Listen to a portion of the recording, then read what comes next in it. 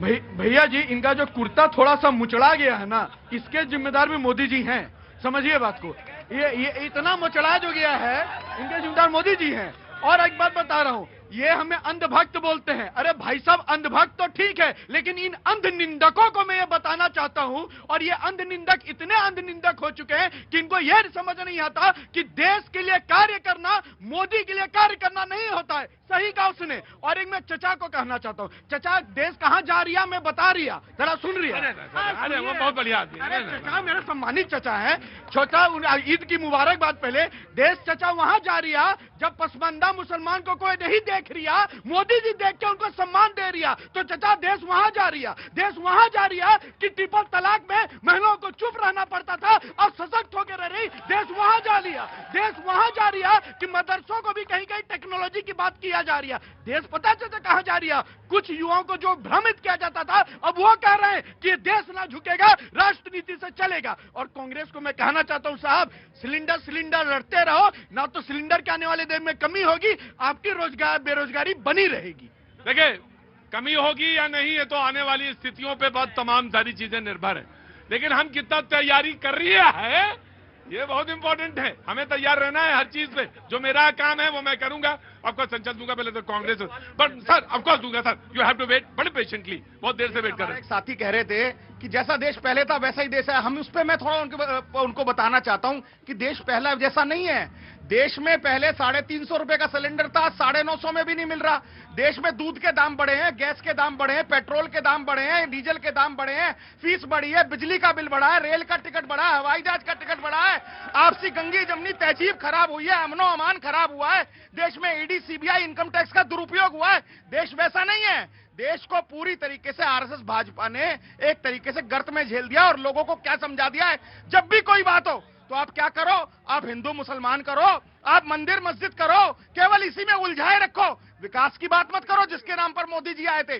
मोदी जी ने कहा था 100 स्मार्ट सिटी है। मैं कहता हूं 100 स्मार्ट सिटी छोड़ो, आप एक स्मार्ट जिला दिखा दो जहां पर फ्री स्कूल मिल रहा हो, जहां पर शानदार हॉस्पिटल हो, जहां पर शानदार रोड हो, जहां पर शानदार व्यवस्था हो।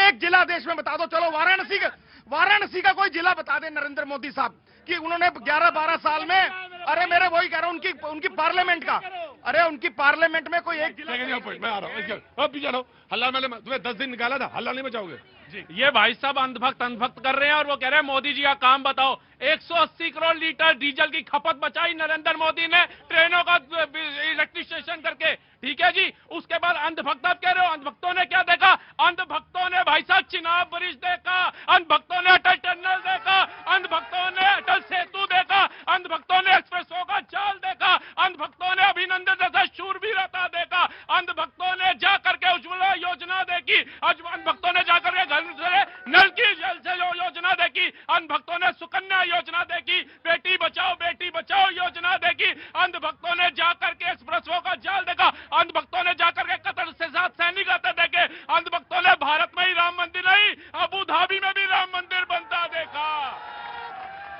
और एक काम और देखा, वो जो गांव गली में जो महिलाएं थीं, जो शौचालय, वो मेरे लिए बाबूजी वो बहुत बड़ा काम था, वो बहुत बड़ा काम था साहब। मैं ग्रामीण से हूँ, जबलपुर, एमपी जबलपुर से आता हूँ। एमपी से आते हैं, मध्य प्रदेश से। मध्य प्रदेश में कहां से आते हैं भाई? सुनिए, कहां से आते हैं? जबलपुर से जी। और दिल्ली सबसे बड़ी पंचायत है।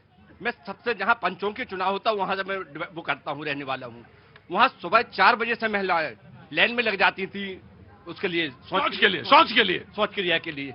मतलब पूरी रोड, मतलब खेत रहते थे चारों तरफ, वो छोटी छोटी बारियां रहती थी, उस बारी में किनारे से महिलाएं 4 बजे से बैठ जाती थी और 5-6 के बाद फिर पुरुष का नंबर लगता था। मतलब महिलाएं उस शौच क्रिया के लिए 4 बजे उठ जाती थी कि मेरे को शौच क्रिया जाना है।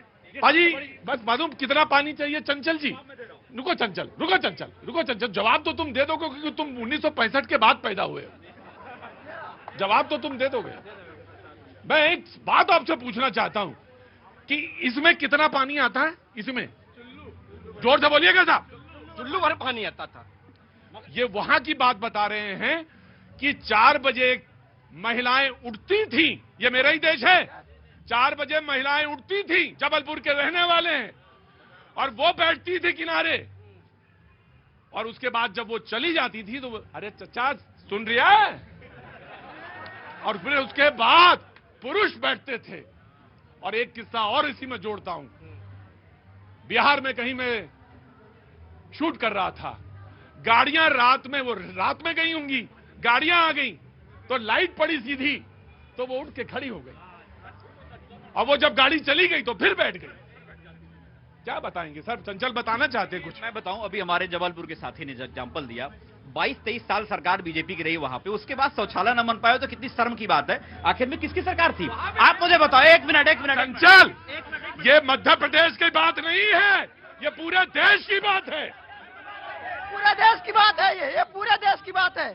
यूपी, बिहार, कहीं भी ले लो, बंगाल, कहीं भी ले लो, पूरे देश की बात है ये। और उसी सिस्टम से निकला हुआ बच्चा कह रहा। जी जनाब आली। मेरा नाम मुकुल शर्मा है, मैं युवा मोर्चा का अध्यक्ष हूँ भारतीय जनता पार्टी से। स्वागत है। और मैं कांग्रेस वालों से ये पूछना चाहता हूँ, ये अभी 23 और 25 साल कर रहे हैं, 70 साल से तो आपकी सरकार थी, आपकी सरकार ने क्या करा है?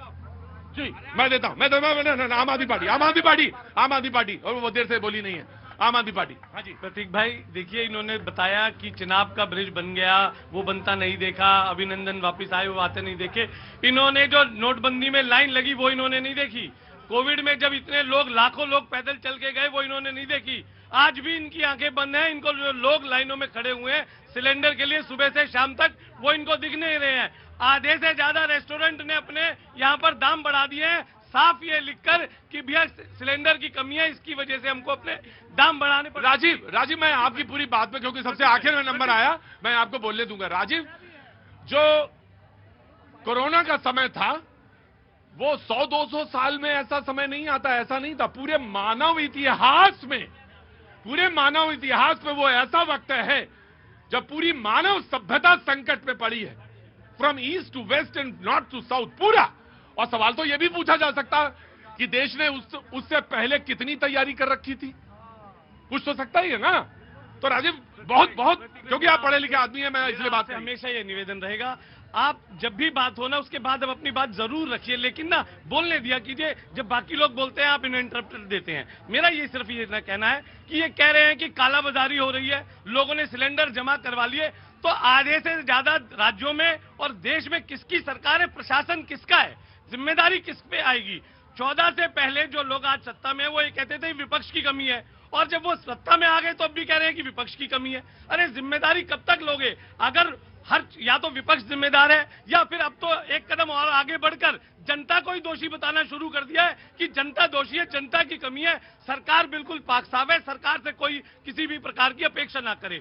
बात रही युद्ध की, जो मध्य एशिया में, जो मिडिल ईस्ट में जो युद्ध चल रहे हैं प्रतीक भाई, वो कोई नई बात नहीं है। 1967 में मध्य एशिया में युद्ध हुआ, 1983-84 में ईरान इराक का युद्ध हुआ, 1991-92 में भी अमेरिका और इराक का युद्ध हुआ।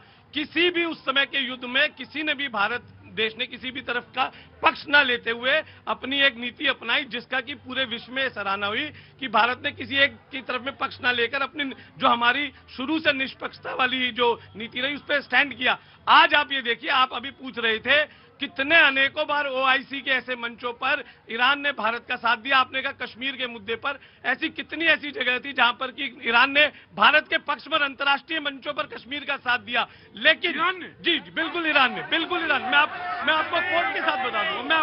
कोई बात नहीं, मैं ये कह रहा हूँ वो छोड़ दीजिए, मैं ये कह रहा हूँ वो छोड़ दीजिए। मैं ये कह रहा हूँ आज की तारीख में एक, अगर मैं राजीव आपको प्रस्ताव दिखा सकता हूं इंडियन ओपेक देशों के, और उसमें लिखा हुआ है बराबर कि कश्मीर के मुद्दे पे वो खिलाफ प्रस्ताव पास होते थे।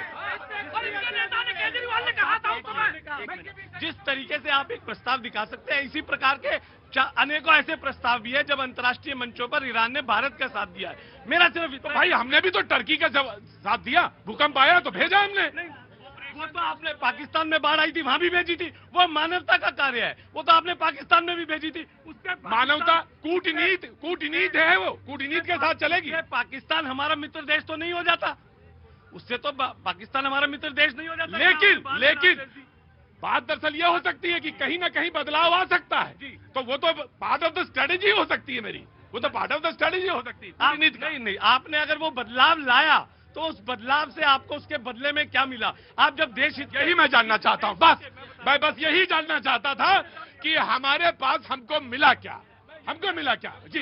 देखिए अभी I'm बीजेपी sorry. मैं क्यों बोलता हूँ व्हाट्सएप यूनिवर्सिटी, क्योंकि अभी एक साथी ने कहा 70 साल। आप बताओ, देश को आजाद हुए 78 साल हुए हैं।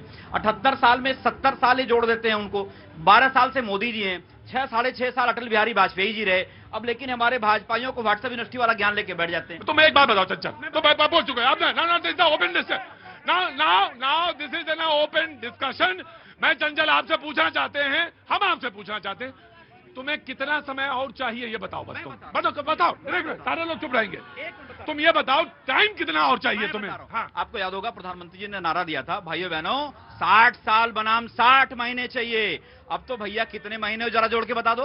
तुम्हें कितना चाहिए? 400 रुपए का गैस सिलेंडर 950 रुपए में बिक रहा है। उसके अलावा ब्लैक मार्केटिंग कितनी बिक रही है? इसके अलावा आप देखो, अगर हम बात करें डॉलर की, बात करते थे प्रधानमंत्री जी, आज सोचो 93 रुपए। राइट, टेकन योर पॉइंट जी। भैया जी, कांग्रेस के प्रवक्ता ये दोनों गुमराह करने में नंबर 1 का कंपटीशन में दौड़ रहे हैं। मैं स्पष्ट मुद्दे पे आ रहा हूँ। गैस सिलेंडर पे ही आ जाते, कह रहे 2014 में 400 के आसपास मिल रहा था, आज नॉन सब्सिडी सिलेंडर भी उसी रेंज के आसपास मिलता है। मैं एक मिनट में बता रहा हूँ, सुन लीजिए। अरे जवाब सुनिए साहब, जवाब सुनिए। ये कह रहे हैं 2014 में पेट्रोल के दाम ये थे, 2014 में दूध के दाम ये थे। मैं इनसे पूछता हूँ, भाई साहब चचा सुनिए ना, जनाब पूछ रहा हूँ 2000 अरे भैया जवाब ले ले।